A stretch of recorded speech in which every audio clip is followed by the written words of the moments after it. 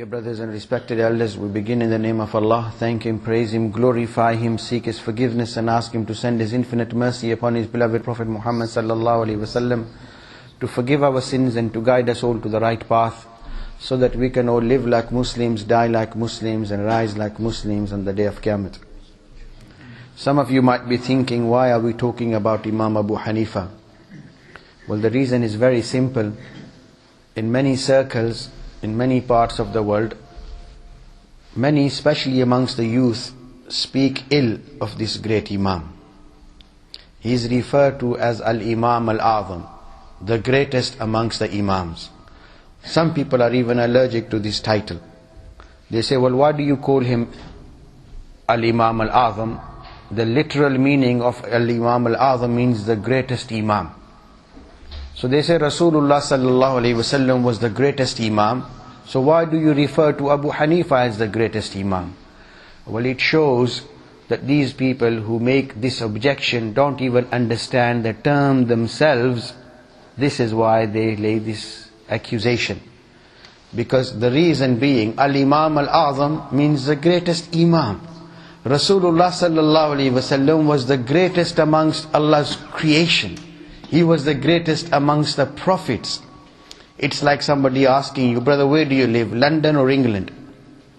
Immediately anybody with any understanding of the term will understand this person, he doesn't know what he's talking about.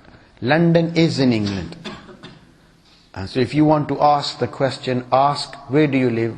London or Birmingham, London or Manchester, London or Paris. And if you want to refer to England, then you ask, do you live in England or France, England or Pakistan? It makes sense. So how can anybody possibly compare Abu Hanifa rahimahullah or any other Imam for that matter to any prophet, let alone Rasulullah sallallahu alaihi wasallam? So when we refer to Rasulullah, we say Imamul Anbiya.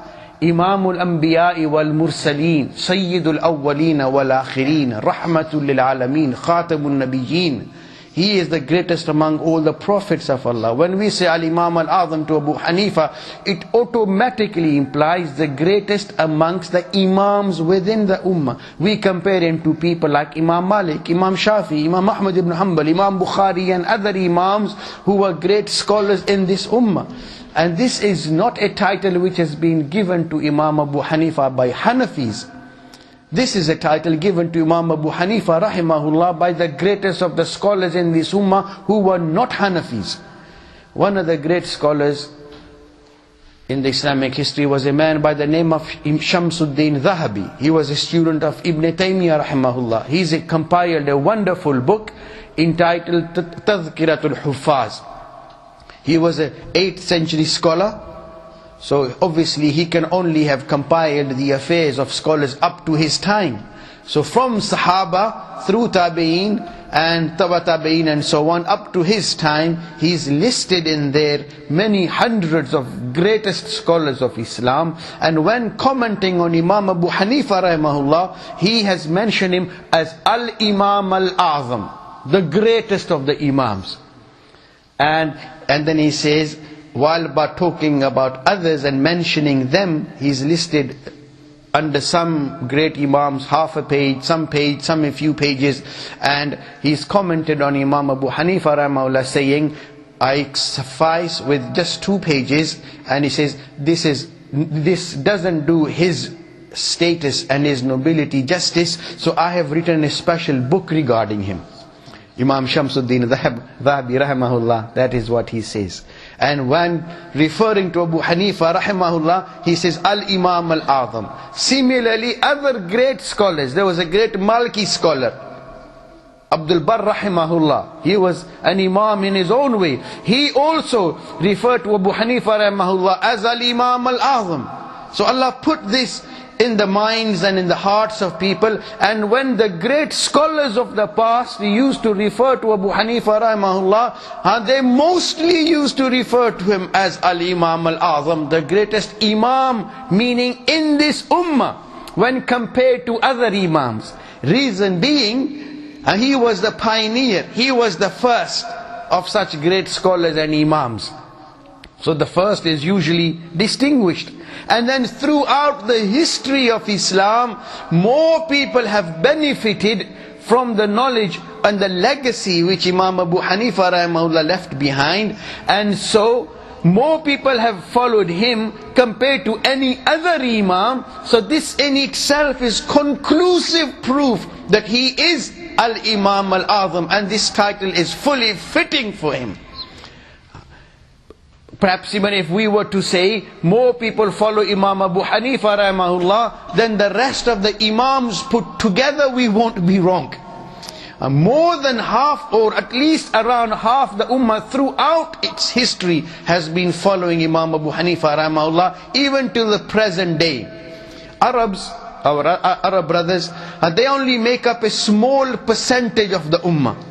There's probably more Muslims in just India than all the Arab world put together. In India there's almost 300 million Muslims. Saudi Arabia, the original Arab population of Saudi Arabia is only 7-8 million. Egypt, Iraq, Libya, you put all the Arab countries together, there's more Muslims in India alone than all the Arab countries put together. And mashallah, when you combine with Pakistan, Bangladesh, and all the Turkish countries, which are the Central Asian republics, they all follow Imam Abu Hanifa rahimahullah. So there's been, even to the present day, more people follow Imam Abu Hanifa rahimahullah than the rest of the world put together.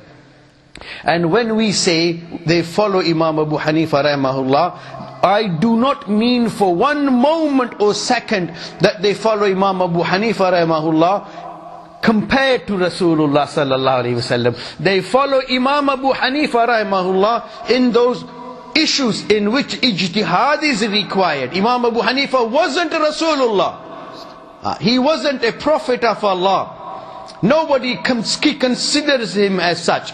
He's a mujtahid scholar, and in the Quran Allah commands us to follow mujtahid scholars. Ya ayyuhalladhina amanu ati'u Allah wa ati'u rasula wa ulil amri minkum. Obey Allah, obey His messenger and the people of authority amongst you. So there are people in this ummah that Allah has commanded us to follow. So people say, where did Abu Hanifa come from? Does it say in the Quran, follow Abu Hanifa? Or did the Prophet ﷺ say, follow Abu Hanifa rahimahullah? Of course, the Rasulullah didn't mention that by name, and the Quran doesn't mention by name. But the Quran describes the people, their status, and their mission that we should follow. People of authority. And mujtahids have the ultimate authority in deen. Their scholarship, their knowledge, what Allah has blessed them with. And in another verse in the Quran, Allah has made it a bit more clear. Allah says, وَإِذَا جَاءَهُمْ أَمْرٌ مِّنَ الْأَمْنِ وَالْخَوْفِ إِذَاعُوا بِهِ وَلَوْ رَدُّوهُ إِلَى الرَّسُولِ وَإِلَى أُولِي الْأَمْرِ مِنْهُمْ لَعَلِمَهُ الَّذِينَ يَسْتَنبِطُونَهُ مِنْهُمْ وَلَوْلَا فَضْلُ اللَّهِ عَلَيْكُمْ وَرَحْمَتُهُ لَاتَّبَعْتُمُ الشَّيْطَانَ إِلَّا قَلِيلًا. People should refer matters to Allah. رَدُّوهُ إِلَى الرَّسُولِ وَإِلَى أُولِي الْأَمْرِ. Refer matters to the messenger of Allah and to the people of authority amongst them, who can make the right istinbat, the right ijtihad, come to the right conclusion in complicated issues. And if Allah is commanding us to do this, and had Allah not commanded us to do this, and had it not been His mercy, وَلَوْلَا فَضْلُ اللَّهِ عَلَيْكُمْ وَرَحْمَتُهُ لَاتَّبَعْتُمُ الشَّيْطَانَ إِلَّا قَلِيلًا. Then you would have surely followed shaitan. لَاتَّبَعْتُمُ الشَّيْطَانَ. You would, لَاتَّبَعْتُم. This is affirmation, stress. You would have definitely followed shaitan. Illa qalila, except few amongst you. And who are those few? Those few are those who are mujtahid themselves, or people of very sound learning. Otherwise, the majority of the people, the safest way for them is to follow mujtahid scholars. So mujtahid scholars are a blessing of Allah upon this ummah. So when we say we follow Imam Abu Hanifa rahimahullah, or people have been following Imam Abu Hanifa rahimahullah, or other imams and other mujtahid scholars, it doesn't mean in comparison to Rasulullah sallallahu alaihi wasallam. Once Imam Abu Hanifa rahimahullah was giving a dars, a lecture, and somebody came up and said, Imam, stop this nonsense. What's this qiyas that you've started? Shaitan was the first person to perform qiyas. When Allah commanded the angels and said to them, gathered them and said, Usjudu li Adam, make sajda to Adam. Fasajada al-malaikatu kulluhum ajma'un illa Iblis. All the angels made sajda except Iblis. And then he made qiyas. He made ijtihad for himself. And he said, Ana khayrun minhu, I'm better than him. You made him from dust. And you made me from fire. So why should I make sajda to him? So this man said to Abu Hanifa rahimahullah, that you are doing the same thing that shaitan did, made qiyas. Abu Hanifa rahimahullah, may Allah enlighten his grave and elevate his status in paradise. And may Allah grant us His love and love of all great scholars and friends of Allah as we ought to love them. Imam Sahib calmly said, there is a fundamental difference between qiyas of shaitan and the qiyas that we are doing. The qiyas that shaitan did, he did it for justification of rebelling against Allah and rejecting His command and disobeying Allah. The qiyas that we do is in order to obey Allah. So there is a difference. What shaitan did, his qiyas, to compare himself with Adam, he said, I am better than Adam. خَلَقْتَنِي مِن نَارٍ وَخَلَقْتَهُ مِن طِينٍ. You made me from fire, made him from teen, from sand, from clay. So I am better. So he justified his refusal to make sajda to Adam alayhi salam, and hence disobey Allah. But the qiyas Imam Abu Hanifa rahimahullah and the other Aimma Mujtahideen used to do was in order to facilitate obedience of Allah. And I will explain, Allah willing, in this brief session. And the first thing, why are we talking about Imam Abu Hanifa rahimahullah? Because he is amongst a few of the great scholars in the history of Islam. And this has generally been the practice and the way throughout history of humanity. All great people have had more than their fair share of critics. Which great man has there been in the history of humanity who hasn't had criticism in one way or another? Adam alayhi salam was the first great man. Allah says in the Quran, when Iblis refused to bow down to him and make sajda to him, Allah said, مَا مَنَعَكَ أَن تَسْجُدَ لِمَا خَلَقْتُ بِيَدَيَّ. What prevented you from making sajda to someone I made with my hand? So he had criticism of him. The greatest man in the history of humanity, Rasulullah sallallahu alaihi wasallam, didn't people criticize him? Bhi Hazur pe criticism nahi hui. Didn't people object to Rasulullah sallallahu alaihi wasallam? Ibn Abdul Barr rahimahullah, he says, people who criticize Abu Hanifa rahimahullah is either for two reasons. Either they don't know how noble he was, or they are simply jealous of him. This is what the Jews were. They were jealous of Rasulullah sallallahu alaihi wasallam. فَلَمَّا جَاءَهُمْ مَا عَرَفُوا كَفَرُوا بِهِ. Previously, وَكَانُوا يَسْتَفْتِحُونَ عَلَى الَّذِينَ كَفَرُوا. They used to make wasila of Rasulullah, seek victory from Allah with the barakah of Rasulullah against their enemies.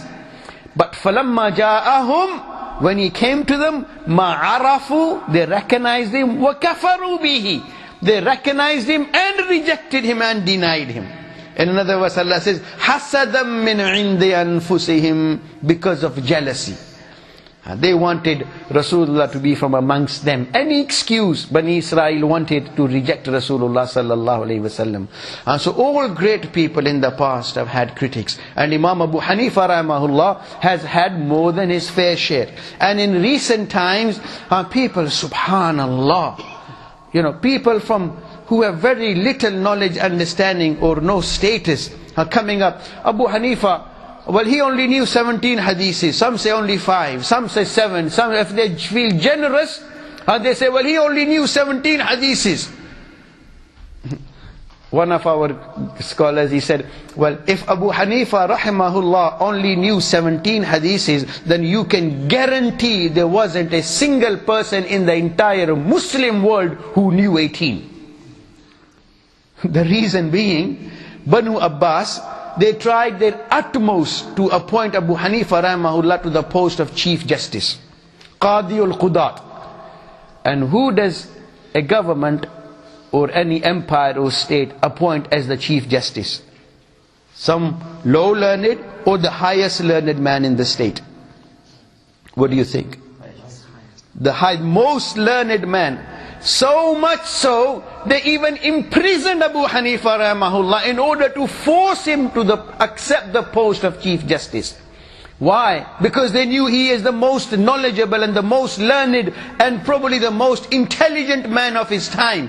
Had there been anybody more knowledgeable and more intelligent in their eyes, in their opinion, then they wouldn't have come to Abu Hanifa to offer him the post of Chief Justice. They would have gone to him. But they forced him so much so, and Abu Hanifa rahimahullah kept refusing. They imprisoned him, and in prison they tried to force him to accept this post. But Imam Sahib kept refusing. He was tortured. Then his janazah came out of prison. So had there been anybody in the Islamic world more knowledge than Abu Hanifa rahimahullah, then they wouldn't have come to him, they would have gone to that person. So anytime a person says, Abu Hanifa only knew 17 hadiths, I was speaking to someone few years back, young university student, and the way he came up, he said, we know for a fact Abu Hanifa only knew 17 hadiths. Allahu Akbar. So if he only knew 17 hadiths, then you can guarantee there wasn't a single person in the whole Islamic world who knew 18, otherwise they would have gone to him. But in fact, these 17 hadiths that people refer to, ulama have explained, they were 17 hadiths Imam Abu Hanifa heard directly from Sahaba. And people had then distort information and corrupt it in order to put the great Imam down. Allahu Akbar. Whereas in reality, Imam Abu Hanifa rahimahullah, he learnt hadith from he learnt knowledge of deen. His main teacher was Hamad bin Abi Sulaiman in Kufa. But scholars have stated from almost 4,000 scholars.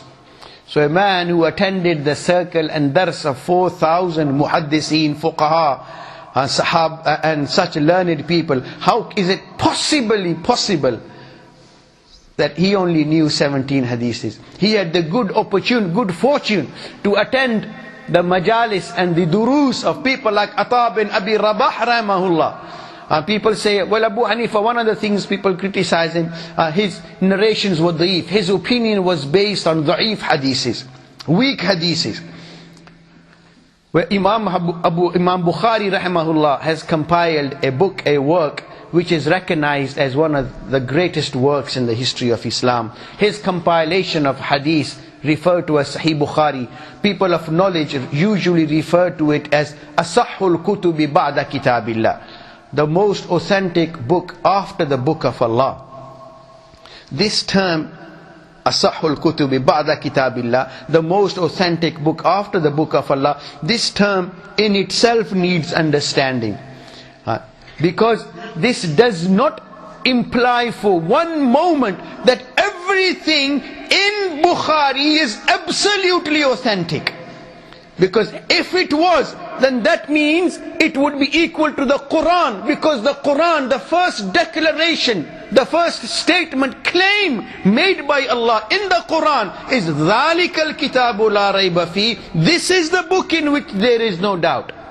This is the book, meaning this is the only book in which there is no doubt.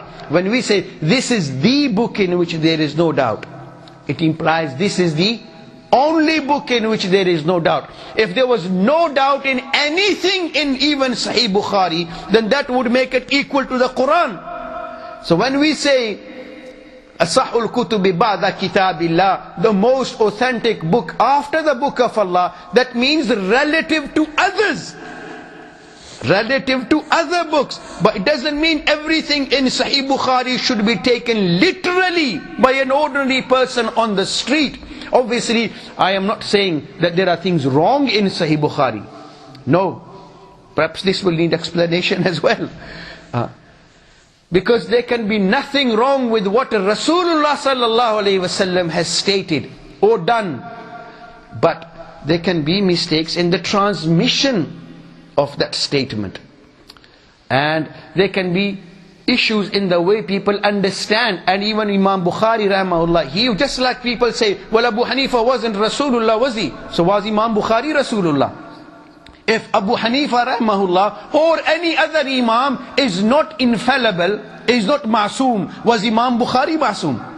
So the same principles which people apply or use to criticize Abu Hanifa rahimahullah, the same principle can be applied to all other scholars, to Imam Bukhari. Many people who are allergic to the term Al-Imam Al-Azam, they have no hesitation in using the term Shaykhul Islam for Ibn Taymiyyah rahimahullah, for example. Shaykhul Islam. You know, one person says, brother, this is my Shaykh. In other words, he's teacher. Shaykhul Islam, the teacher of Islam. Did Ibn Taymiyyah rahimahullah teach Islam? So when people use different titles, Allahu Akbar. So if people use the same terminology or the same balance or the same scale, then people should be uniform. If there is a problem with using the term Al-Imam Al-Azam for Abu Hanifa rahimahullah, then should there not be a problem for using the term Shaykhul Islam for Ibn Taymiyyah rahimahullah? But we never criticize that. We don't object to that, because we understand what it means to refer to someone as Imam Al-Azam or any other title. So I was saying, some of you might be wondering why we are talking about Imam Abu Hanifa rahimahullah. I've given one reason, that he's had more than his fair critics throughout the history, and people wrongly, if I was to say ignorantly or even arrogantly, I wouldn't be wrong. If you hear some of the criticisms people make, and the way they place that criticism on Imam Abu Hanifa rahimahullah, it sends shivers down a person's spine, that how can a Muslim talk ill in such a manner of this great scholar of Islam? In Sahih Bukhari, Imam Bukhari rahimahullah has presented a Hadith Qudsi, in which Rasulullah sallallahu alaihi wasallam said, Allah himself, he says, Man aada li waliyan faqad adhantuhu bil harb. Whosoever has a grudge against any of my friends, Allah says, I have declared war with him. So Imam Abu Hanifa rahimahullah wasn't just a believer and a scholar, he was a great saintly man, a great friend of Allah. So anybody who has any grudge in his heart for Abu Hanifa rahimahullah or any of the great Imams, then that means that person is at war with Allah. So if a person is at war with Allah, where does that leave? Where will that leave him? And so when many young people, youngsters, out of supposed label of deen, out of the supposed label of Quran and Sunnah, are being turned against such great ai', they are not being brought to Quran and Sunnah, they are being made enemies of Allah. So is it not our responsibility to rescue and save such youngsters? And this is the sunnah of Allah himself. Somebody might think, we've heard sunnah of Rasulullah, but where did sunnah of Allah come from? Sunnah of Allah is in the Quran. Sunnat Allah walan tajida li sunnatillahi tabdila. Sunnat of Allah is such, in other words, Allah's law, the way Allah does things. Just as sunnat of Rasul sallallahu alaihi wasallam is the way Rasulullah used to do things, sunnat of Allah is the way Allah does things, Allah's laws. And one of Allah's sunnats is Inna Allah yudafi'u anil ladhina amanu. Allah defends the believers. And in the first instance, when this ayat was revealed, who were the believers? Sahaba. So anybody who criticizes Sahaba, Allah used to come to their defense. So now, if any Muslim believer is criticized, attacked anywhere, it is an obligation upon the Muslims. It is the sunnah of Allah, and it is our responsibility to defend their honor. Rasulullah sallallahu alaihi wasallam, in his farewell sermon, millions of Muslims are now congregating around Makkatul Mukarramah for the performance of Hajj.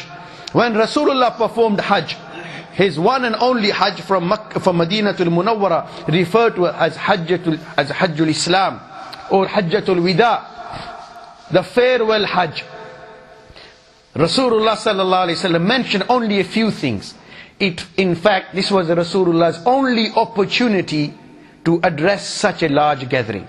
When he used to be in Mecca, making da'wah in the streets and in the homes, people used to shut their doors, stay away from Rasulullah sallallahu alaihi wasallam. When the Prophet came to Medina, Medina was a small town, and the Prophet sallallahu alaihi wasallam had only one opportunity to address such a large gathering of 100,000 plus. When Islam had prevailed all over Arabia, and the Prophet sallallahu alaihi wasallam then felt, oh, Allah Rabbul Alameen Jalla wa Ala, in His divine wisdom and knowledge, felt it was now the right time for my beloved Prophet to perform Hajj. The Prophet was ordered by Allah to prepare, and the Prophet sent out messages to all parts of Arabia that I will be performing Hajj and whosoever can come.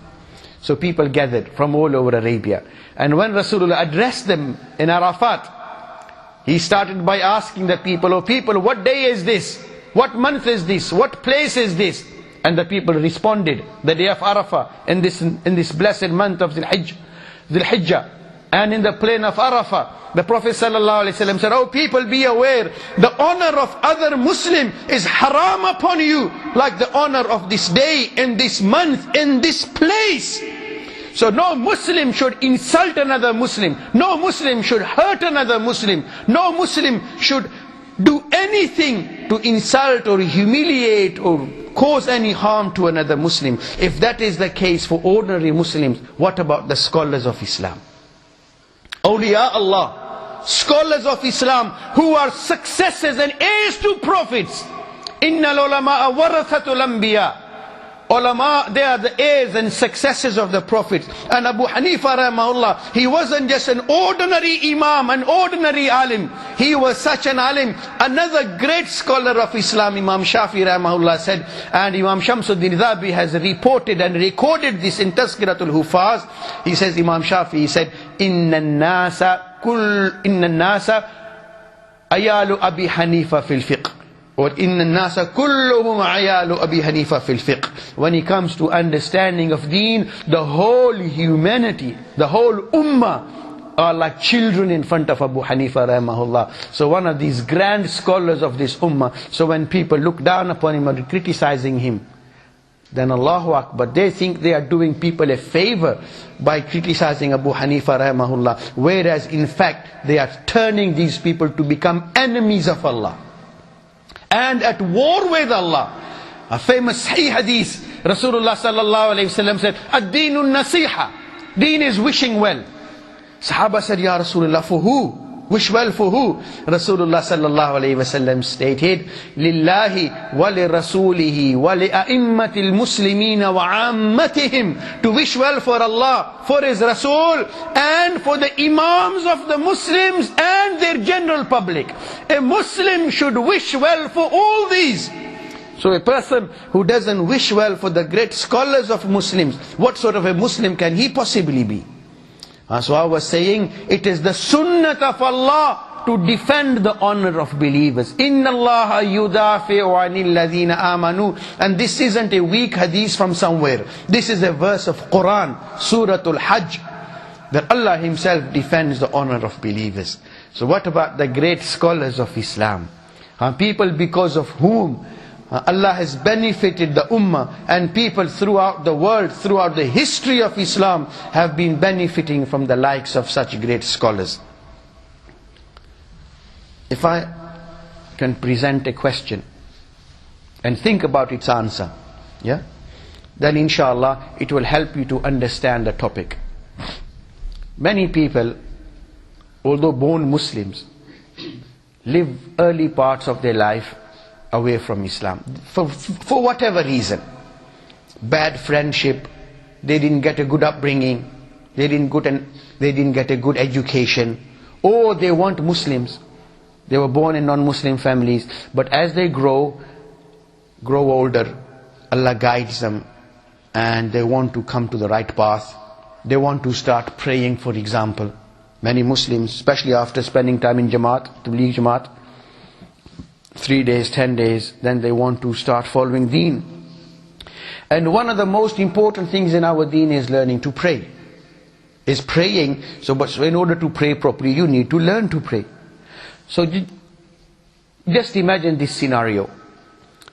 a young man comes to Imam Sahib, Imam of this masjid or any other masjid for that matter, and he says, Sheikh, I've been very sinful, I've wasted my life, and I've started to pray, but I can't pray properly. I want you to please teach me how to pray properly. Now this Sheikh, he can either do two things. He can either take him to his library, open up hundreds of volumes of hadith books, and check up each issue,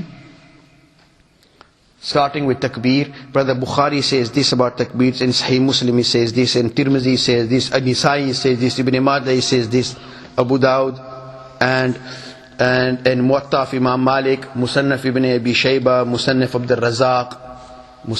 al-Razaq, and other books it says this. And so these are all, this is weak hadith, this is Sahih hadith, and this has been narrated by this Sahabi, this has been narrated by this Sahabi, and so on. Or what he can, and that's just takbir, and then he goes to the rest of the salah, and or what he can do, he can say, brother, this is what we should do. When you want to pray, obviously go through wudu and other requisites first, and then when you come to actual prayer, he can either say, brother, you stand like this, and you begin your prayer like this, go over whatever, instructions by raising your hands, either here or there, or to the ears, whatever. You say Allahu Akbar, then you hold your hands, he shows them wherever, below the navel, or above the navel, or under the chest, or on the chest, whatever the case might be. And he gives him instructions, step by step methodology, and then you recite Quran, ruku, sajda, and so on, and he explains to him the whole prayer A to Z. But he doesn't make any reference to a single verse of Quran or any hadith. Just tells him, brother, do this from the beginning till the end. What do you think? And then this person, he starts praying like that. He came to Imam Sahib of the masjid, Imam who's recognized to be learned and who's gone through the training, because the masjid committee, before they employed him, they checked his certificates, they got references that he was a qualified alim. And then they employed him. He's gone to him because he's seen him leading prayers, giving sermons. So he goes up to him and thinking that he is, mashallah, Maulana, and everybody respects him, listens to him, and so he asks him. And seeing that this person is sincere and he wants to pray, mashallah, properly, so this Maulana Sahib, Mufti Sahib, Sheikh, he then gives him these step-by-step instructions. Begin your prayer like this, goes to the whole prayer, right till the end. He doesn't make any reference to any verse of Quran or any hadith. Just tells him, do this, right till the end. And this person then starts praying like that. Do you think his prayer will be valid or not? Valid? Anybody disagree? If, for example, I'll present to you the other scenario. If anybody thinks that a person who prays has been given instructions step by step, but doesn't know any relevant part of Quran or any relevant hadith to back up his action with the Sahih Daleel, with references, if he doesn't know these Daleels and references, his prayer is not valid, then don't you think that the prayer of 90 or even more % of the ummah will not be valid? How many of you sitting here can back up your prayer with the references and evidences from the various books of hadith? Huh? Hardly anybody, huh? So if you need evidence and daleel for everything that you do in prayer, for then your prayer to be acceptable, that means hardly anybody here sitting, their prayer will be accepted, because they don't know the evidence. So the automatic and the correct answer is yes. If you don't know any hadith, any verse of Quran which tells you how to pray, but you have learned to pray, say your prayer from scholars, people of knowledge, and you are just obeying those instructions, your prayer would be valid. Most of you think it will, inshallah. And this is the correct opinion, inshallah. Let me take you back to the scenario I presented. The man comes to Maulana Sahib. Maulana Sahib, what do you think? What is your opinion on this issue? About the question I've presented? Mufti Sahib? If a person, he comes to a sheikh and says, teach me how to pray, and the Mufti Sahib, Maulana Sahib, teaches this person step-by-step instructions, what to do, but makes no reference to any verse of Quran or Hadith. Now let me clarify, I'm not saying they don't learn Hadith, no, not for a moment, no. Learning Hadith is important, it's so virtuous, it has its own importance and nobility. But ordinary person, he doesn't do that. And he just follows those instructions. Will his prayer be valid or not, Mufti Sahib? It will be valid, inshallah. And let me take you back to the scenario that I presented. A man comes to the Imam Sahib and says, Maulana Sahib, please teach me how to pray. Maulana Sahib takes him home to the library. He opens out all these hundreds of volumes, because Sahih Bukhari is in many volumes, Muslim is in many volumes, Tirmizi is in many volumes, every book of Hadith is in many, many volumes, and there are many, many books. So he opened these 100 volumes and to show him how to pray. So is he going to confuse this brother, or is he going to make it easy for this brother? So what will the brother say? He will say, Maulana Sahib, please, just tell me what to do. So if this Imam, Mufti, Sheikh, if he just tells this brother, the new brother who's sincere, wants to learn and pray properly, if he just gives him step-by-step instructions without necessarily making reference to the various different volumes, is he making things easy for him, doing him a favor, or misleading and corrupting him or confusing him? You agree? The elder says he's making it easy for him. Is he doing him a favor, or is he confusing him and misleading him? This is exactly what Imam Abu Hanifa did. Out of all the thousands upon thousands of hadiths that Allah enabled him to learn, he concluded, he made istinbat, he made ijtihad, and he presented deen to the ummah in simple to follow instructions.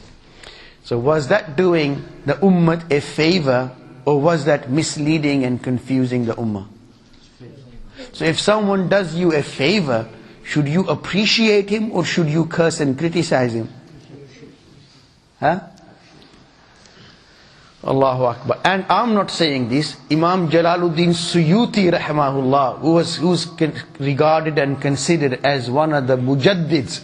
And mujaddids are those scholars Rasulullah sallallahu alaihi wasallam spoke about, and he said, Inna Allah yab'athu lihadhihi al-ummati ala ra'si kulli mi'ati sanatin man yujaddidu laha dinaha. Allah will raise for this ummah at the turn of every century a reformer who will revive deen. They are great people, they aren't just ordinary scholars. Rasulullah used the term yab'athu, similar to Rasul. They are not Rasuls, they are not infallible, they are not divinely protected as Rasuls are, but Allah chooses them to serve His cause. Imam Abu Hanifa rahimahullah, before he started, he had a dream, and the dream was that he was standing on the grave of Rasulullah sallallahu alaihi wasallam, and he was gathering the bones of Rasulullah. When he awakened, he was very shaken. Gathering the bones of Rasulullah sallallahu alaihi wasallam. And so he sent one of his friends, associates, to Ibn Sirin rahimahullah. Ibn Sirin was the great Imam at the time in Ta'birul Ru'ya, in interpreting dreams. And he was a senior tabi'i, and he was renowned for his interpretation of dreams. And much of the work that people use in order to interpret dreams is based on his work. He was pioneer in this field, Ibn Sirin rahimahullah. So he sent his friend, and I said to him, ask what this dream means, but don't tell him that it's me you see. He felt very nervous, seeing a dream like this, gathering the bones of Rasulullah sallallahu alaihi wasallam.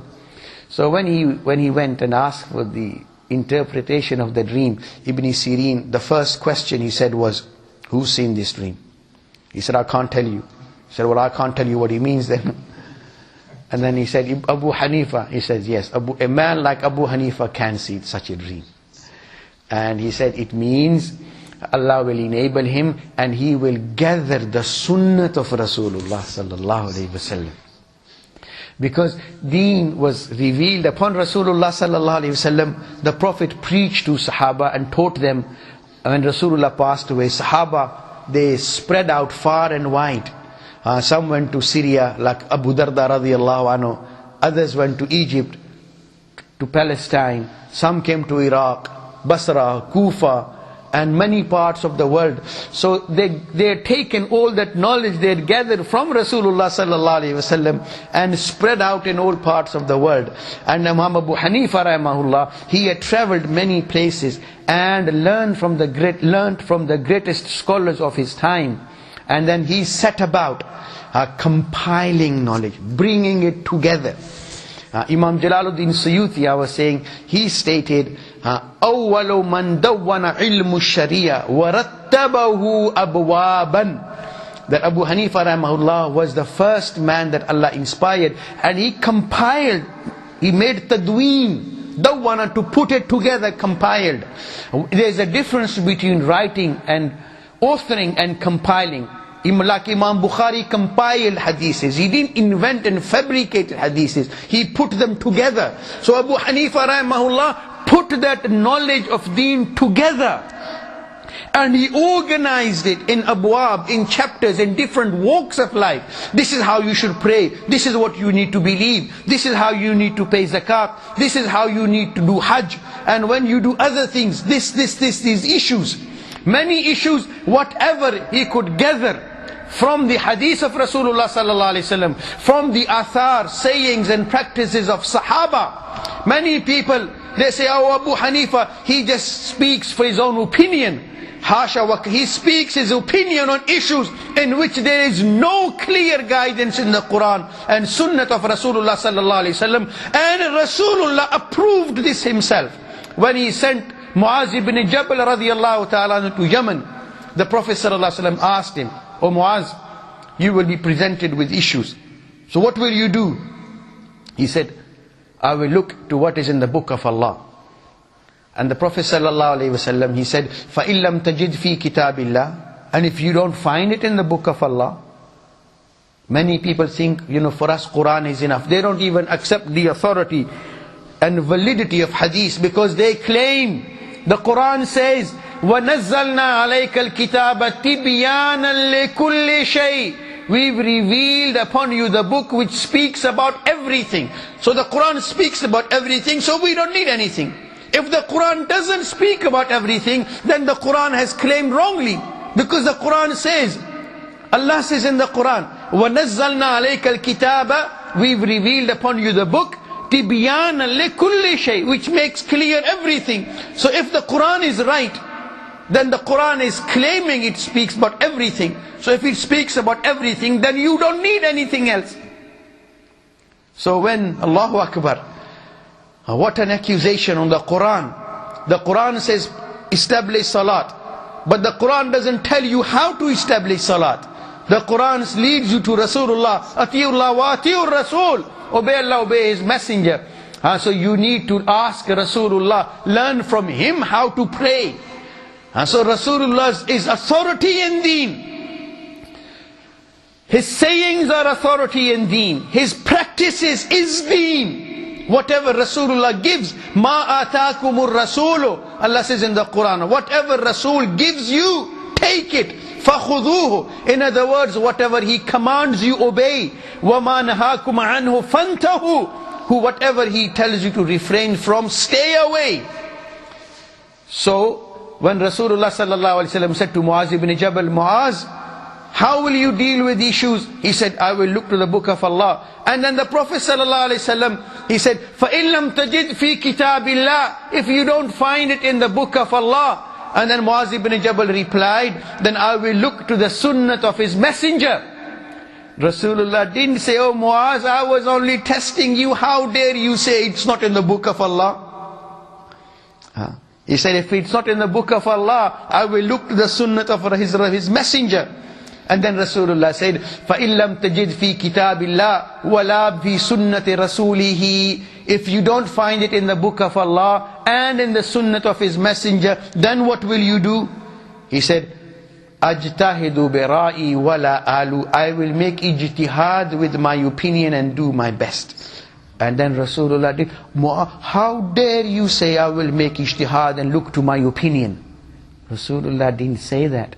Rasulullah sallallahu alayhi wasallam then patted his chest and he said, Alhamdulillahi alladhi waffaqa rasula rasulillahi. All praises for Allah who enabled the messenger of Allah.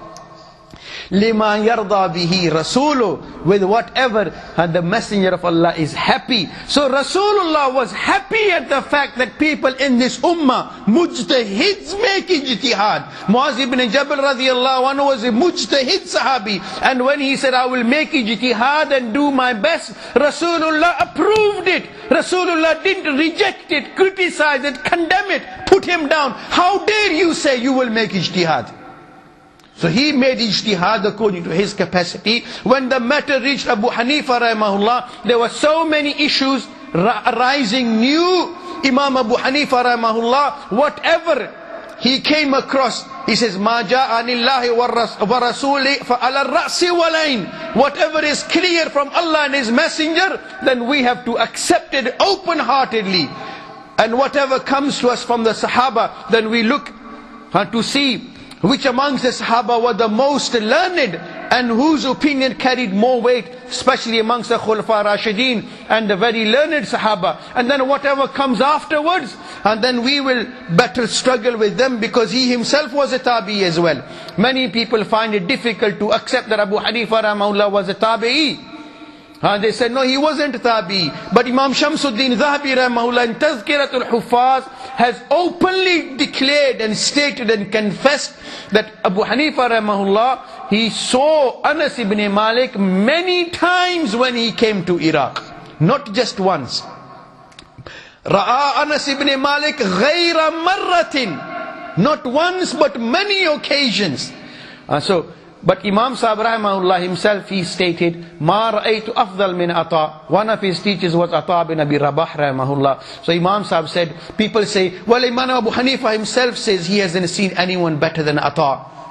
So Anas ibn Malik is obviously better than Ata, because Ata bin Abi Rabah rahimahullah, who was the grand mufti of Makkah, student of Abdullah ibn Abbas radiyallahu anhu, he was very learned, very pious, very respected, very honorable, but not a Sahabi. And all Sahaba are definitely better than Tabi'ins. So when Imam Abu Hanifa stated and declared and claimed, I haven't seen anyone better than Ata, so it means that he did not see any Sahabi. That's not what it means. Because when Anas ibn Malik radiyallahu anhu came to Iraq, Abu Hanifa rahimahullah was a small child. He was born in the year 80 after Hijrah, 70 years after the Prophet sallallahu alaihi wasallam. So he heard things from Anas ibn Malik radiyallahu ta'ala anhu, but he didn't become his disciple or student in the regular way. Whereas Ata bin Abi Rabah rahimahullah, Abu Hanifa rahimahullah, he became his student for many years. So when he says, I didn't see anyone better than Ata, it means from amongst his other regular teachers. Allahu Akbar. And Imam Abu Hanifa rahimahullah, he didn't just see Anas ibn Malik, he saw number of different Sahaba. So he was amongst the Tabi'ins, and he is the only one from amongst the great Imams who was a Tabi'i. And Rasulullah sallallahu alayhi wasallam, just as he gave assurance of Sahaba, hadith reported in Tirmidhi, the Prophet sallallahu alayhi wasallam said, La tamassan naru musliman ra'ani or ra'amar ra'ani. The fire will not touch anyone, any Muslim, implying Jahannam, will not touch a Muslim who has seen me or seen someone who's seen me. So Imam Abu Hanifa rahimahullah didn't see Rasulullah sallallahu alaihi wasallam, but he saw many Sahaba. And amongst them, the most famous, Anas ibn Malik. Anas ibn Malik radiyallahu ta'ala anhu served Rasulullah sallallahu alaihi wasallam for a period of almost 10 years. And Imam Sahab's name was Nu'man bin Thabit. But his kuniyat means, amongst Arabs, it is common practice. If you ask anyone their name, then they won't usually tell you the name given to them by their parents. But especially when they grow, in the beginning obviously they do, but when they grow up and get married and have a family of their own, Allah blesses them with children, then they often tell you their kunya. Kunya is a name which a person adopts, usually in a relation to his children. They will say Abu something, Abu Muhammad, Abu Yusuf, Abu Usman. And Abu usually means the father. General meaning is father. But it doesn't just mean father. And in Arabs, there are two types of kunya. One is known as the kunyat nasabi, which means kunyat adopted because of family, either in relation to their children or in relation to their parents. Like Abdullah ibn Abbas radiyallahu anhu is referred to as Ibn Abbas. Abdullah ibn Umar as Ibn Umar. So son of Umar, son of Abbas radiyallahu anhum. Or sometimes Abu something, the father of so and so. But in Arabs, it's not just nasabi kuniyat which is used. There's another sort of kuniyat which is referred to as wasfi kuniyat. In other words, a kuniya, a name adopted or name given to someone because of their character or personality. And Rasulullah sallallahu alaihi wasallam gave such kuniyas to a number of different Sahaba. And Sahaba who are very famous. The most famous of all the Sahaba is Abu Bakr radiyallahu anhu. Many people say, oh you Hanafis, you follow an Imam who has become famous because of his daughter. Abu Hanifa, they say, means the father of Hanifa. Hanifa is a girl's name. Hanifa was his daughter's name. That is absolute rubbish. Imam Abu Hanifa rahimahullah had no daughter by the name of Hanifa. Imam Abu Hanifa rahimahullah had only one son. His name was Hammad. Imam Abu Hanifa named him after his main teacher, Hammad bin Abi Sulaiman, rahimahumullah. And he did not have a daughter by the name of Hanifa. And a supposed story is assigned that once Imam Abu Hanifa was asked a question which he couldn't answer. And the question presented was that a man is allowed to marry 4 women at a time, but a woman can't marry 4 husbands at a time. Why is that? So Abu Hanifa didn't know an answer to this question. Imam Abu Hanifa rahimahullah, Allah blessed him with such wisdom, he was able to solve much more complicated issues instantly. And this is common knowledge amongst ulama. Perhaps might not be amongst the public, but you ask any alim and they will tell you. And this is common, it's a common criticism made upon Islam and Muslims. And so the Imam supposedly, the great Imam, went home all worried, looking anxious and almost depressed, looking worried. And his daughter saw her father worried. So she approached him asking, Father, why are you so worried? Because someone asked me a question I had no answer for. What's the question? The question is, why is it that a man can marry 4 women and women can't marry 4 men? Where's the equality? It's injustice. So I don't know what to say. So supposedly his daughter, whose name was supposedly Hanifa, she said, well, I'll give you the answer, but on my condition. My condition is that I want you then to associate yourself with regards to me, adopt my name in your title, in your kunya, and then I will give you the answer. And then he agreed. And he agreed to be known in relation to his daughter rather than his son. So she then came up with this solution and answer, which was, she said, she gathered 4 women and she said to them to present, or she said, bring milk of different animals, 4 goats, and then mix it together and then ask them to separate it. Can it be separated? It can't be separated. So similarly, if a woman was to marry 4 men, then how will she possibly be able to tell whose child she is carrying. So the Imam was supposedly very satisfied and with this, and convinced with this answer, so hence he became known as Abu Hanifa. And if this had any truth to it, so it just shows a young girl had more intelligence than her learned and famous father, who became known as the greatest Imam in this ummah. In fact, if anything, this is an insult to an ordinary person's intelligence. How can such a great Imam, who used to present instant solutions to many far more complex problems instantaneously, not know a solution like this, to a question like this? And the fact is that Imam Abu Hanifa rahimahullah had no such daughter. So this is a totally fabricated scenario and a fabricated story. And whereas in reality the fact is, Hanif is a word used in the Quran. Hanif means pure, sincere. Allah has used it to describe Ibrahim alayhi salatu wassalam. وَاتَّبِعْ مِلَّةَ إِبْرَاهِيمَ حَنِيفًا. Just like Abu Bakr radiallahu anhu. Abu Bakr, the literal meaning father of Bakr, but Abu Bakr had no son by the name of Bakr. Abu Bakr radiallahu anhu had 3 sons. Abdurrahman bin Abi Bakr, Abdullah bin Abi Bakr, and Muhammad bin Abi Bakr. There is not a single book in the entire Islamic literature which lists Bakr as one of the sons of Abu Bakr. Bakr was his wasf, was his character. Abu Bakr was always the best and the first in everything.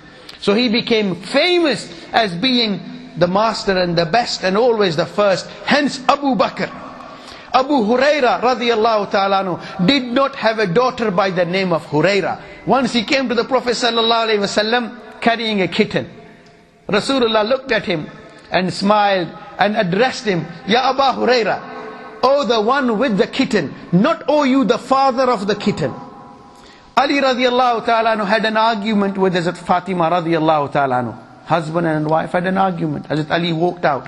Rasulullah sallallahu alaihi wasallam came to Hazrat Fatima, saw her weeping and crying, worried. Asked, she said, well, we had an argument. Ali walked out.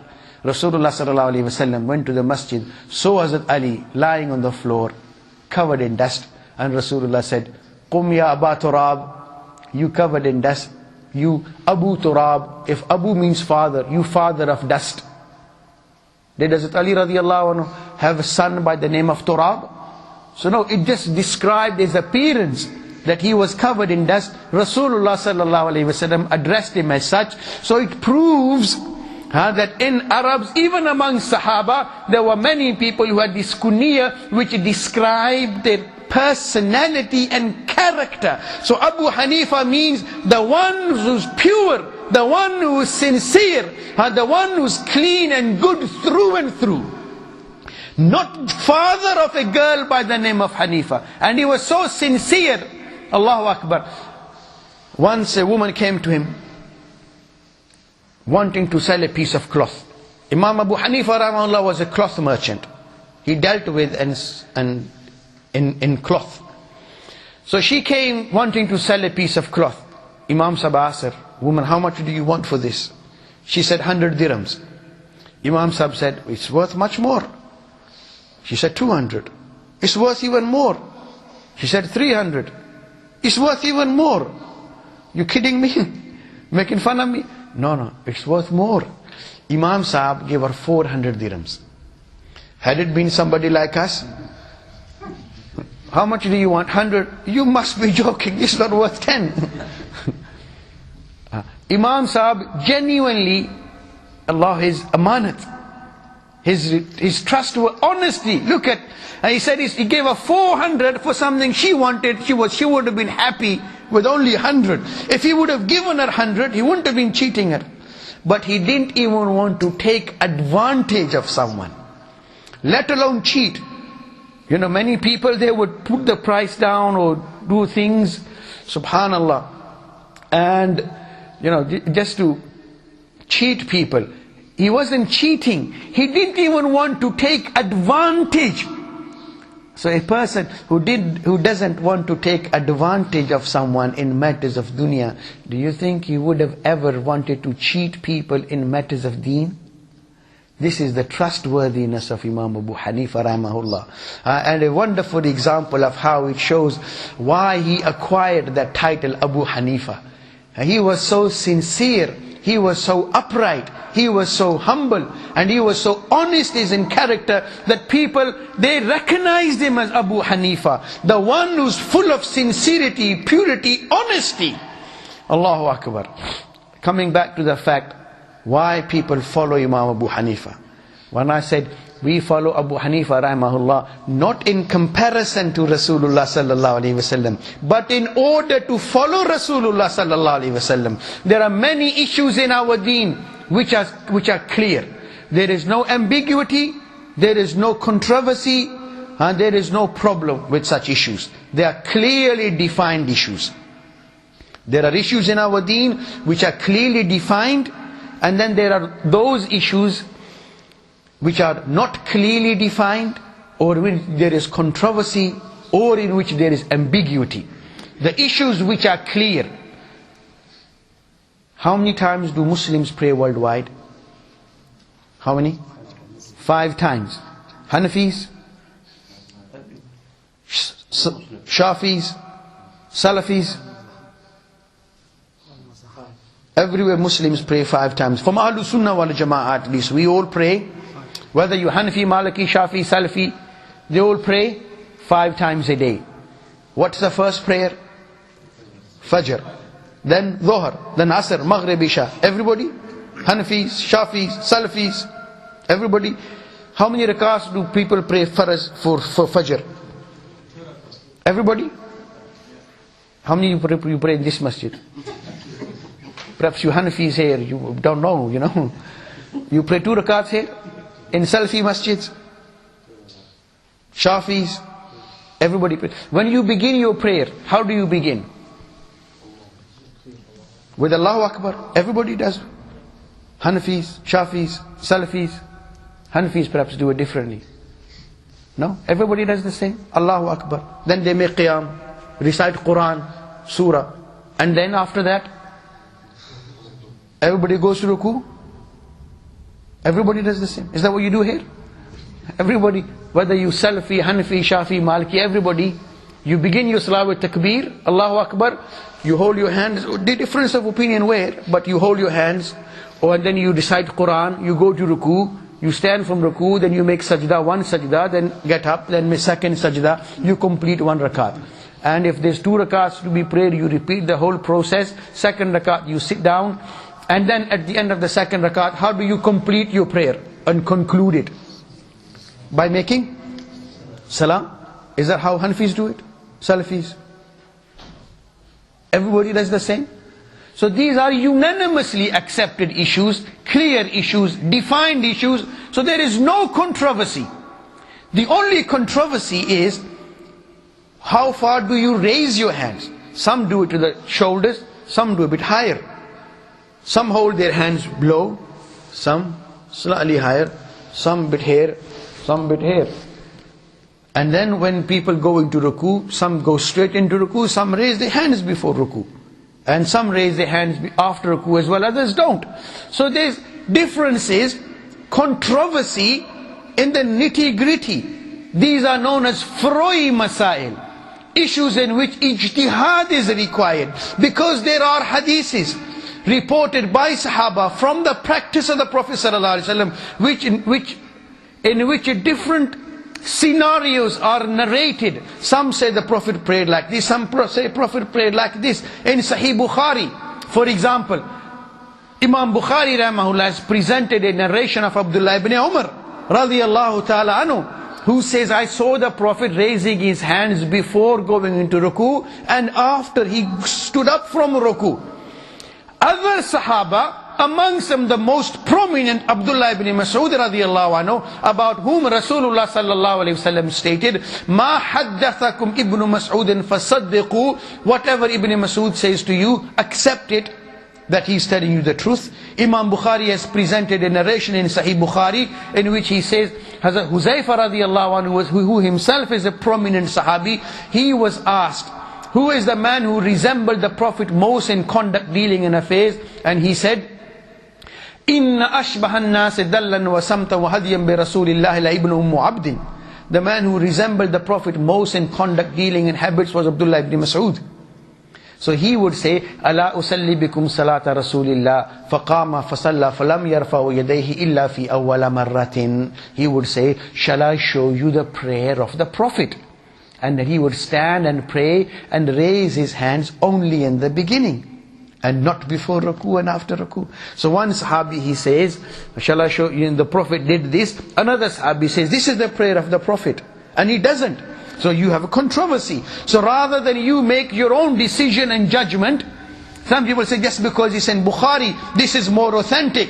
Well, Abdullah ibn Mas'ud radiyallahu anhu, he was praying with the Prophet sallallahu alaihi wasallam before Abdullah bin Umar radiyallahu anhu was even born. And the other hadith which Imam Bukhari has presented by Malik ibn Huwairis radiyallahu anhu, he was only ever with the Prophet for 20 days in his entire life. He came to Medina, became a Muslim, came to Medina, stayed 20 days. After that, Rasulullah sallallahu alaihi wasallam saw young man missing his family, homesick. Rasulullah allowed him to go back home. So he went back. Next time he came to Medina, Rasulullah had passed away. So on one side, you have a sahabi who was with Rasulullah only 20 days in his entire life. We are not saying what he did is wrong, or what he is saying is wrong. What he is saying is right. But on the other side, you have a sahabi who was with the Prophet ﷺ for 23 years from the beginning till the end, and was always with the Prophet ﷺ. Himself has been praised by the Prophet. Other Sahaba acknowledged him to be the most learned. He is saying something else. So doesn't that carry weight as well? And so because in the later part of his life, Hazrat Umar radiallahu ta'ala anhu sent Abdullah ibn Mas'ud to Kufa, and he, as a teacher, so he taught the people of Kufa. And Imam Abu Hanifa rahimahullah was born in Kufa, so he was an heir to the legacy of Abdullah ibn Mas'ud radiallahu ta'ala anhu, who was recognized to be amongst the most learned amongst the Sahaba. So if anybody knew Rasulullah well and amongst the best, then Abdullah bin Mas'ud is definitely amongst those who knew Rasulullah the best. So this is, hence in Fiqh Hanafi, most of the ijtihad of Imam Abu Hanifa rahimahullah is based around the teachings or the practices of Abdullah bin Mas'ud, from what he reports on behalf through Rasulullah sallallahu alaihi wasallam. So there are issues in our deen which are straightforward, unanimously accepted, no difference, no complication, no controversy, clearly defined, and everybody in Ahlus Sunnah wal Jama'ah is in unanimous agreement in such issues. Like how many prayers? Where do people go for Hajj? Makkah? Where do Salafis go for Hajj? Hanafis? They all go to Makkah. Anybody going to Hajj from here? Where have they gone? Pakistan? Everybody goes for Hajj where? Makkah al-Mukarramah. Because it's a clearly defined, unanimously accepted, no controversy, ambiguity, difficulty. So unanimously accepted issue. Other issues, the evidence is controversial. Ordinary person doesn't have the authority to pass a judgment and draw his own conclusion. The Quran leads us to mujtahid scholars. So the first issue is controversial issues. The other issue is ambiguous issues.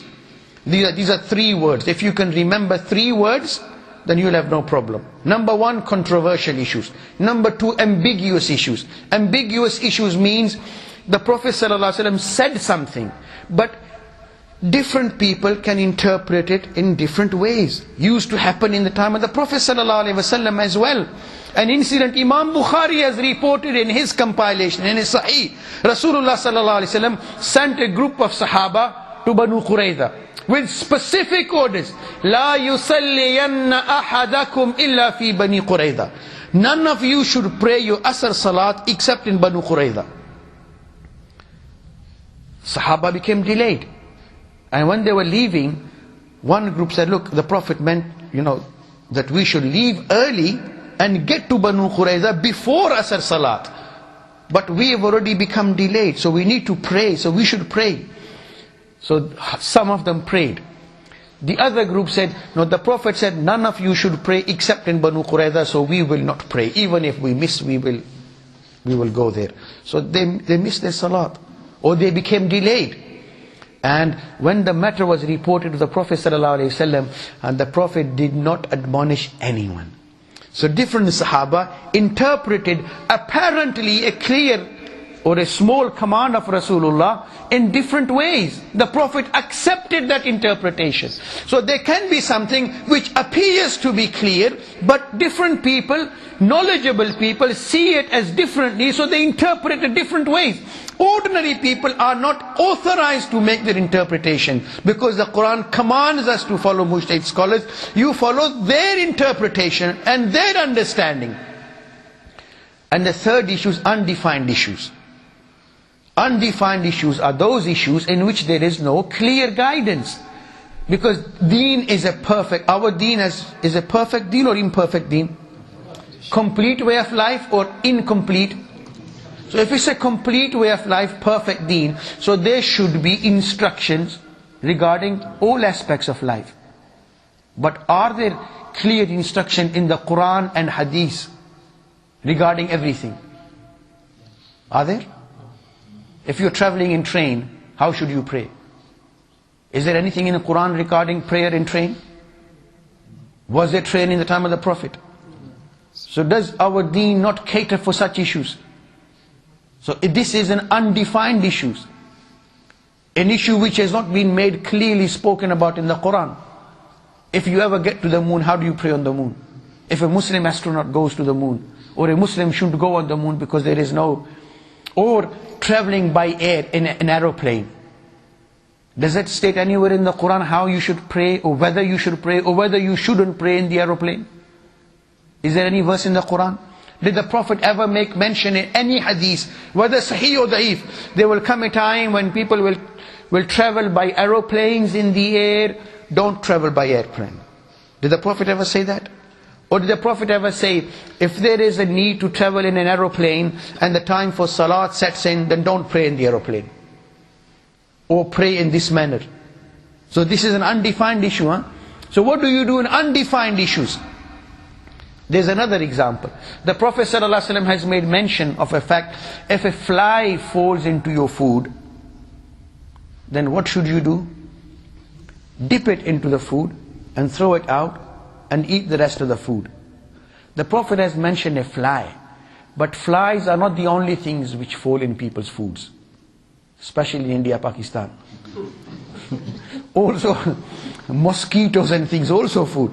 So now you can either say, why did you, oh you mosquito, you must be a ghair muqallid mosquito or whatever, you don't believe in Rasulullah sallallahu alaihi wasallam, you must be a kafir mosquito, astaghfirullah, because the Prophet hasn't given instructions to us what we should do if you fall into our food, so you shouldn't have fallen into our food.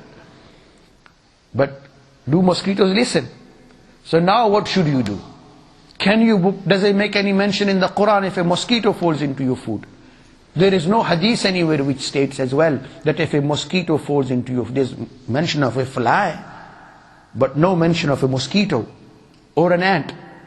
So what should you do then? So what people like Imam Abu Hanifa rahimahullah, mujtahids, have done is to compare a known scenario with an unknown scenario, with similarity. This is known as qiyas. To compare an unknown scenario with a given scenario if there is a similarity. Or in light of Quran and Hadith, the fundamental principles established if there is a new scenario. Like for example, children who go to school. One of the fundamental subjects taught worldwide is mathematics. Yeah? And when children who attend mathematics classes, they are taught how to add, subtract, multiply and divide. They are taught principles, but are they trained or are they made to solve every imaginable possible combination? They are taught main principles by which they can solve any given scenario. Yes? Or do children actually get taught and they are made to go through every possible combination of addition, subtraction, multiplication and division. If they did, they'll be all life, they won't be able to come to an end of all the different combinations. They are taught main principles by which you can solve any combination. So similarly, mujtahid scholars apply the fundamental principles given in Quran and Hadith to any given scenario by which you can then present an Islamic solution. This is what Imam Abu Hanifa rahimahullah pioneered, and he was the first person to set about presenting new scenarios, and many times he won't even imagine scenarios. And many people, they make fun of Abu Hanifa rahimahullah and refer to this issue sarcastically as the what-ifer. Or what if this happens and what if that happens? Na'udzubillah min dhalik. In fact, this was a favor Abu Hanifa rahimahullah tried to do to the ummah, that prepare the people in advance that when such scenarios occur, there will be guidance already in place. And to say, what if? This is also sunnat of Allah. Allah has mentioned in the Quran, لَوْ كَانَ فِيهِمَا آلِهَةٌ إِلَّا اللَّهُ لَفَسَدَتَا. There is no other God besides Allah. But if there were two gods or other gods, there would have been chaos.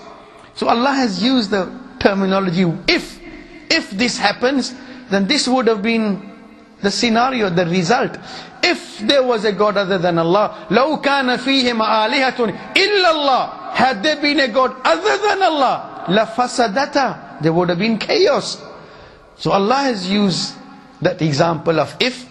Rasulullah has used examples of if in many hadiths. لَوْ تَعْلَمُونَ مَا أَعْلَمُ. If you knew what I know, لَضَحِكْتُمْ قَلِيلًا وَلَبَكَيْتُمْ كَثِيرًا. You would laugh very little and cry a lot. So Rasulullah used that scenario. Allah has used it in the Quran. So if Abu Hanifa used it, rahimahullah, so what's the problem? But people, they look at it and they make fun of Abu Hanifa. One man, well, it's a book, what's his name? Abu Amina Bilal Phillips, in the Evolution of Fiqh, he refers to Imam Abu Hanifa as one of the what-ifers. So what if this happens? What if? Yes, there were other ulama at the time who, when presented with new situations, Sheikh, if this happens, what's the answer? And they would say, has it actually happened? They would say, no, it hasn't happened, but we just want to know. They would say, well, don't ask us until it happens. If it happens, then come and ask us. But Abu Hanifa rahimahullah, he wanted to be prepared for that. Not just be prepared, but prepare others to be prepared. So was that doing the ummah a favor or confusing the ummah? So Imam Abu Hanifa rahimahullah, because of his sincerity, humility, piety, honesty, he was just trying to make things easy for the ummah. But people, they see things backwards. They regard it as, subhanallah, as a point of criticism for Imam Abu Hanifa rahimahullah, when in reality it is a plus for Imam Abu Hanifa rahimahullah. And people, so we were saying, so when people say they follow Imam Abu Hanifa rahimahullah, they don't follow Imam Abu Hanifa rahimahullah in relation to Rasulullah, but in order to follow Rasulullah sallallahu alaihi wasallam. And there is no issue. When people, sometimes people, they confuse many young people and they say, brother, who are you going to follow?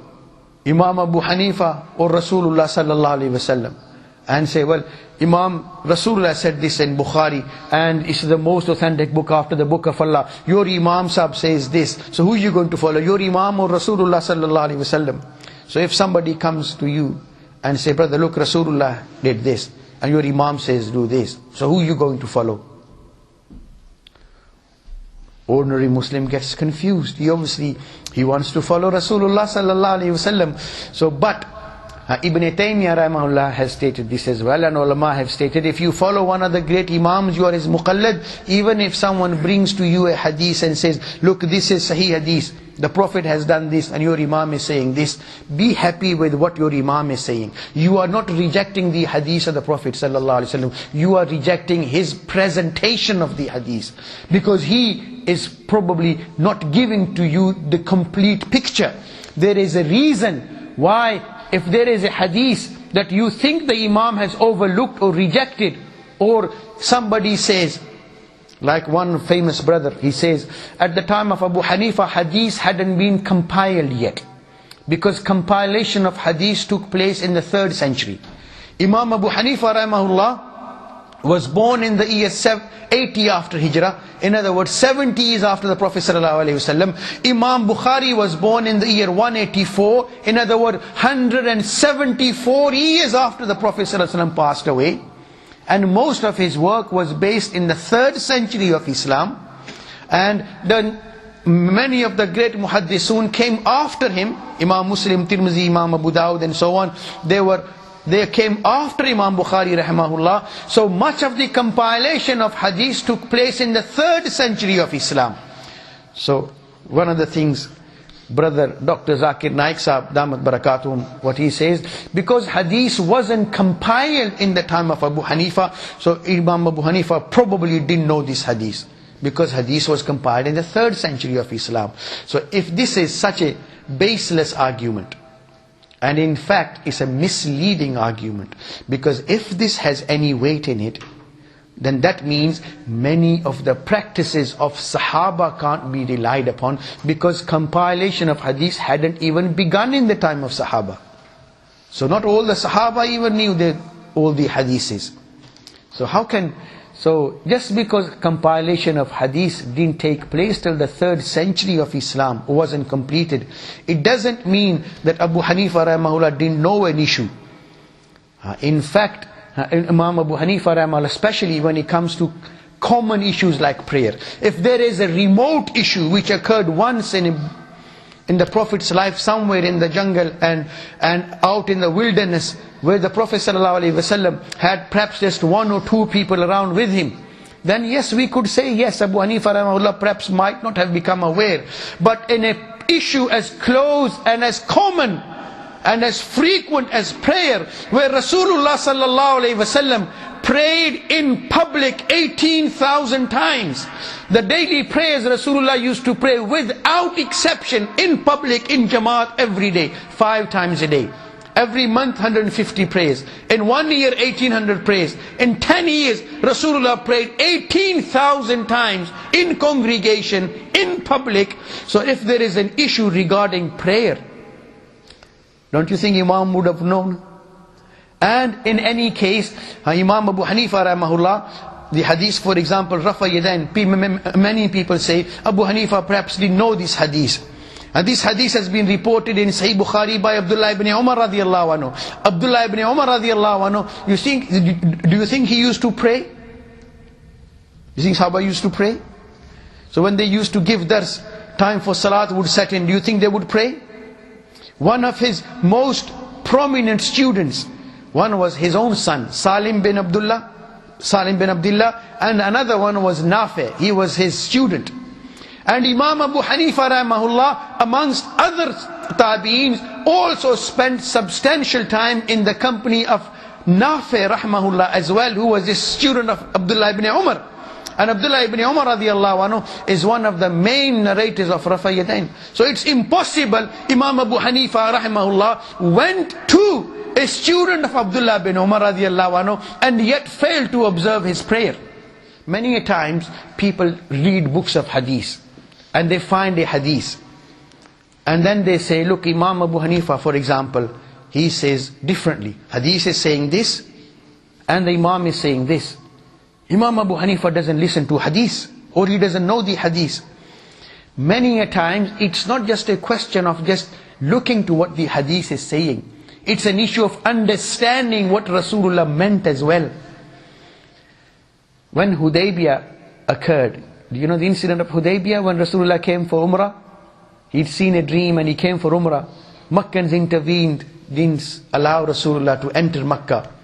And so the Prophet camped at Hudaybiyah and there was extensive dialogue. Eventually it was agreed that a truce will be agreed. Sulu. The terms were being written and Rasulullah sallallahu alaihi wasallam dictated the terms, and on behalf of Rasulullah, Hazrat Ali was writing. So the Prophet sallallahu alaihi wasallam started dictating, and the Prophet said, this is agreement between Muhammadur Rasulullah. So the people objected, no, don't write Muhammadur Rasulullah, rub it out. That's the whole problem. We don't accept you as Rasulullah. If we accepted you as Rasulullah, then there would be no problem. So Rasulullah then said to Hazrat Ali, Ali, wipe it out, rub it out. Rasulullah saying to Hazrat Ali directly, rub it out. That Rasulullah bit. Hazrat Ali said, Wallahi la amhaha. I swear by Allah, I will not rub it out. Rasulullah is telling him directly to rub it out. And as Ali is saying, Wallahi, I swear by Allah, I will not rub it out. So people who are quick to criticize Abu Hanifa rahimahullah or any other Imam, look, the Prophet said this, your Imam is saying this. What will their fatwa be with regard to Hazrat Ali? Rasulullah is telling him directly to rub it out. And he is saying, Wallahi la amhaha. I swear by Allah, I will not rub it out. So, did Hazrat Ali do this in defiance of Rasulullah or in love of Rasulullah? He understood what Rasulullah really wanted. His iman didn't allow, but that apparent direct denial of the hadith of Rasulullah. I've already given an example of another incident. When the Prophet ﷺ sent people to Banu Qurayza and said, none of you should pray Asr except in Banu Qurayza. Sahaba, the hadith says, don't pray except in Banu Qurayza. Sahaba prayed. Why? Because they realized that what Rasulullah meant was, we should leave early, but we become delayed. So there was a reason. And they looked up to what Rasulullah really wanted. There are many books of hadith in which it is stated. The Prophet said, Albisu thiyab al-abyad, wear white clothes. Rasulullah said, wear white clothes. Are you wearing white? Why aren't you wearing white? So does anybody ever say, brother, Rasulullah said, wear white, why are you wearing black? Brother, you disobeying Rasulullah, going against his command. Rasulullah said, wear white, and you wearing black. So does anybody ever say, brother, you are disobeying Rasulullah? Does anybody ever say that? Why? Because they say, this is a recommendation. So when there is a recommendation, preferable, but there is tolerance for the other side as well. But Rasulullah said, wear white. Ordinary person doesn't understand that. A mujtahid gives a total overall conclusion. There's another hadith of the Prophet ﷺ. Imam Bukhari has reported it in his Sahih as well. The Prophet said, La yatamanna ahadakumul maut. None of you should wish for death. Because if you're a good person, then every day you live, your piety, good deeds will increase. But even if you're a sinful person, there's a good chance you'll repent. But if you die, then you've lost that chance. So don't wish for death. The Prophet said, if you need to pray, then make a dua, Ya Allah, Allahumma ahyini ma kanatil hayatu khairan li, wa tawaffani ma kanatil wafatu khairan li. Ya Allah, keep me alive as long as it is better for me to live, and when it is better for me to die, then take me away. The Prophet said, don't wish for death because of hardship. Imam Bukhari has reported this. He knew this hadith. But Imam Bukhari himself prayed for death. In his later days of life, in his biography it's written, one of his students says, Imam Bukhari rahmahullah, one night he got up and he said, Allahumma innahu daqat alayya al-ardu bima rahubat faqbidni ilayk. Ya Allah, things have become very difficult for me, so take me away. Imam Bukhari knew the hadith. He's reported it in there. But he prayed for death. So how many would say, Imam Bukhari, oh, don't listen to Imam Bukhari. He went against hadith. He understood what the hadith meant. The hadith says, don't wish for death or pray for death because of hardship. That's all it says. But Imam Bukhari understood it to mean, don't pray for death because of hardship of dunya. Things were getting difficult for his deen. It was becoming very difficult for him to live. His deen was in danger. So he exempted himself and prayed for this. So there are many issues which are needed in order to understand hadith properly. So mujtahid comes up with this overall conclusions from all the hadiths and presents Islam and deen in a practical step by step follow methodology. So is that making deen easy for the ummah or misleading the ummah? So Imam Abu Hanifa rahimahullah, as Imam Jalaluddin Suyuti rahimahullah stated, he was the first person in this ummah to compile deen and organize it in different sections of life. So did he do the ummah a favor or confuse and mislead the ummah? So if he's done the ummah a favor, should we appreciate his service or should we criticize and reject his service? May Allah guide us. So this is like you can appreciate, there's many other issues, brothers, but in this short session, we've tried to cover the main points. So alhamdulillah, like we said, it's essential that we try and assure our youth that by following Imam Abu Hanifa and the great scholars of Islam, you are on the right path. They were leaders of Ahl-Sunnah wal Jama'ah. They didn't confuse, mislead or reject hadith in any way. They presented to the ummah the best possible understanding of hadith. May Allah Rabbul Alameen grant us understanding, have mercy upon us and keep us all on the right path. Subhanallah wa bihamdihi, subhanakallah.